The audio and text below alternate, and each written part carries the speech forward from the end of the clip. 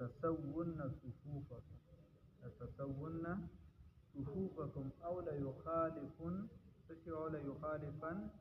الله بين وجوهكم. وی تاسو خپل صفونه دا سیده او برابر ساتئ. تاسو خپل صفونه څه کوئ؟ سیده او برابر ساتئ. پوهېږئ په مانځه کې خپل صفونه څه کوئ؟ برابروئ، نه هغوئ. او که داسې نه کوئ نو الله رب العزت به ستاسو په زړونو کې څه واچوي؟ مخالفت واچوي. څه واچوي؟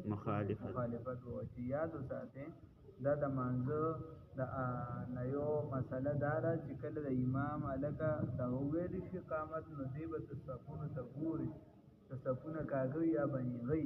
پوهېږئ په خبره؟ د دې وجې ښي طرف ته ګس طرف ته هلته چې دته اطمینان وشي چې صفونه نیغ شو، نو پس د هغې به دې ودرېږي. د صفونو ډېر لوی اهمیت دی، ورنه زړونو کې به هم څه پیدا شي؟ مخالفت به پیدا شي. څه به پیدا شي؟ مخالفت. نو صفونه د محبت یو اکسیر او نسخه ده چې د دوی چې په زړونو کې